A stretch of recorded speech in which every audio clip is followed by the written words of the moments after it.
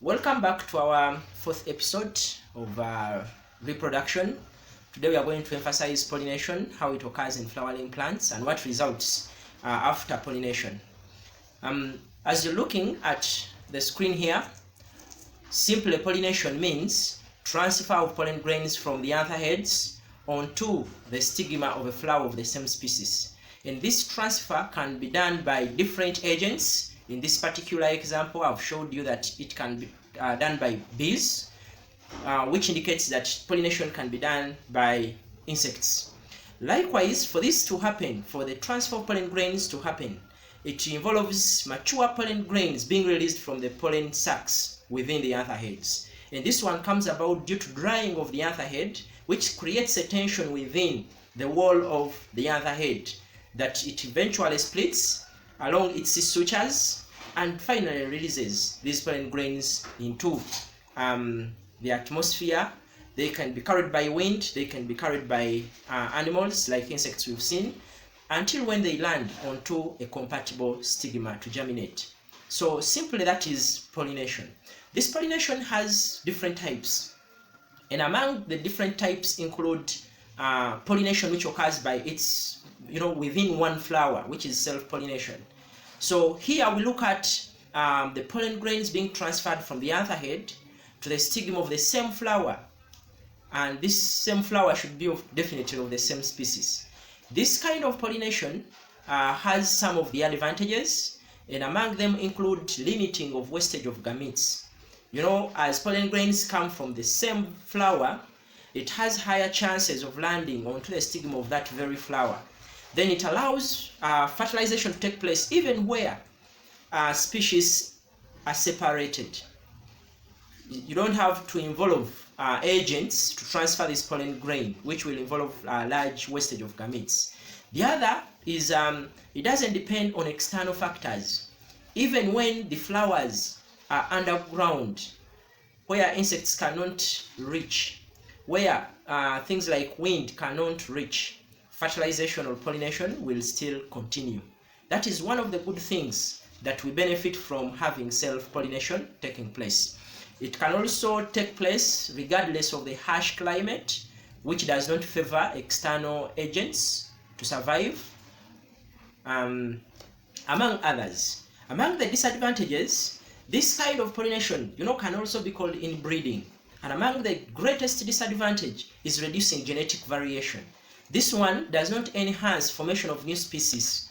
That's why we have a challenge in evolution of plants which use self-pollination entirely. Then the offsprings produced are going to be of less hybrid vigor because of the reduced chances of variation among them. So plants which use this mode of self-pollination, what we are calling inbreeding, where the pollen grains come from the anthers and land on the stigma of the same flower, they have mechanisms which they use to promote this kind of pollination. And among those mechanisms, we have the first being hermaphroditility. If they talk about a mechanism, you have to phrase your answering in that format. So hermaphroditility just simply means being bisexual or having flowers with both male and female part. You well know that the male part of a flower is called a stamen, and the female part is the pistil.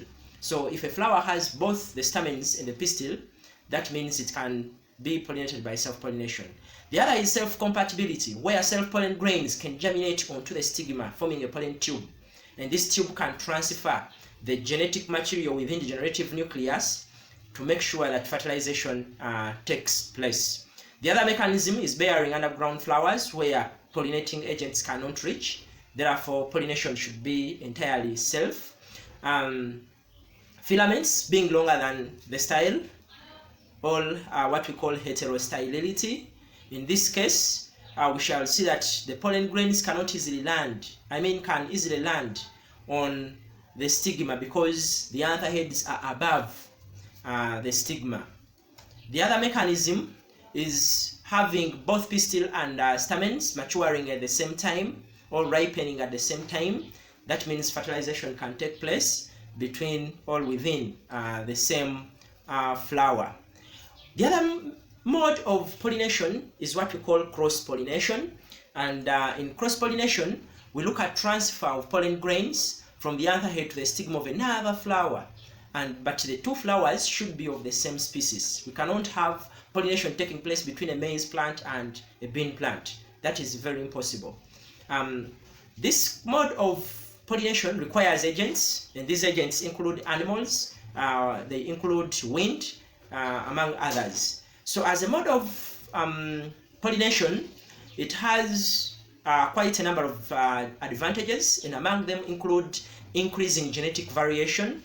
And this one is very, very important because there will be fertilization of pollen coming from different plants.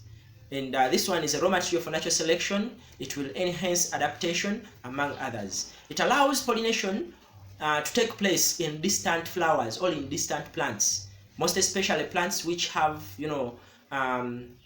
which are mainly dioecious. We shall see that they rely mostly on cross-pollination.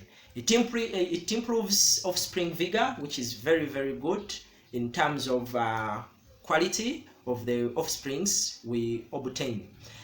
Among the disadvantages, we have wastage of pollen grains, which is in turn wastes a lot of energy. When pollen is going to be transferred by wind, much of the pollen grains are not going to reach their destination. They are going to be wasted, and among them picks out that first point of pollination. The other can take place where the pollinating agents do not exist. In case of underground flowers, in case of areas where the harsh climate cannot make the agents survive. Cross-pollination in plants is promoted by various mechanisms. You can also call this cross-pollination outbreeding. The same mechanisms are used to prevent self-pollination, all inbreeding. And among these mechanisms, we have quite a number of them. We have one protandry, in which the stamens ripen before the stigma. Therefore, the stigma cannot receive the pollen grains from the same plant. Then we have protogeny, where the pistil ripens before the stamens mature. Therefore, the pistil will receive pollen from another plant. We have monoecism, where plants have separate male and female flowers, but on the same plant. Here, for example, the maize, here pollen cannot be from the same flower, definitely, because the flowers are unisexual, but on the same plant. The other mechanism is Dioecism, where we have either male or female flowers on different plants. This is very common in pawpaws, where a full pawpaw plant has only male flowers, while the other has only female flowers, and these plants are quite distant. So pollination can only occur by wind pollination, which involves cross-pollination. The other mechanisms we can talk about include self-incompatibility, or what we call self-sterility, where the self-pollen grains fail to germinate onto the stigma. So only pollen grains from other flowers can germinate on that very stigma. The other is heterosterility. In this mechanism, the style elongates more than the filaments. Therefore, the stigma is held above the anther heads. This prevents landing of self-pollen onto the stigma of the same flower. The other mechanism is having special floral structures. For example, brightly colored petals, having nectaries which produce nectar that is scented. This attracts most especially insects to carry out the pollination process. However, as these insects are coming, they carry pollen from different flowers onto another flower. So this promotes what we call cross-pollination. Having looked at the different modes of pollination, I have some questions here where I ask my learners, what is the effect of inbreeding in a population? What is the effect of self-pollination within plants? So among the solutions here we have reducing variation, which increases the number of homozygous genotypes at the expense of heterozygous genotypes, and that is very deadly. The other is reduced variation, which can also lead to extinction in case of drastic climatic change, then the desired traits can be preserved and propagated to subsequent generations. Then lethal genes can be preserved in the population, because remember that the characteristics of the parents are going to be generally almost the same as the characteristics of the offsprings. So whatever the parents have, because of inbreeding, we are going to retain that genotype, and that is one of the most dangerous effects we shall have. These effects can be both positive or negative. That's why in my write-up I've addressed such issues. The other questions I would like you to respond to is to describe the mechanisms which limit inbreeding in plants. Think about it. And then, how does meiosis contribute to variation? For these particular questions, I would like you to address some of them and see how best you can at least answer them. The other questions include description of mechanisms which promote outbreeding in monoecious plants. Only monoecious plants. That means you're not going to talk about dioecious plants here. You talk about flowers which have separate male and female plants, flowers on the same plant. Then the other question we can talk about is how sexual reproduction may cause variation. I will try to respond to some of these questions. I will respond to part B. Yes, sexual reproduction can cause variation because of random mating and selection of mates. This is random. That means you're going to have gene mixing, which is not common when a sexual reproduction occurs.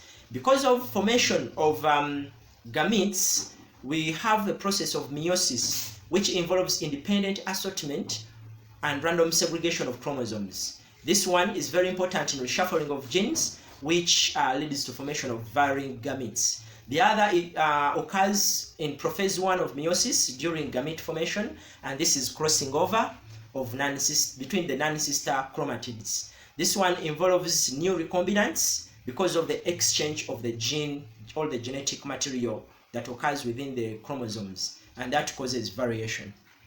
I've been talking about dioecious plants being distant. So think about a question which comes like, we explain why dioecious plants are rare, or we explain why dioecious plants are mostly wind pollinated.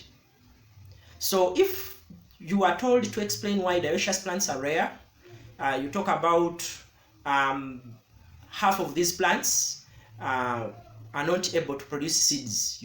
Part of these plants are male and half of them are female. So the male plants cannot produce seeds, and because of that, they cannot reproduce to form new individuals.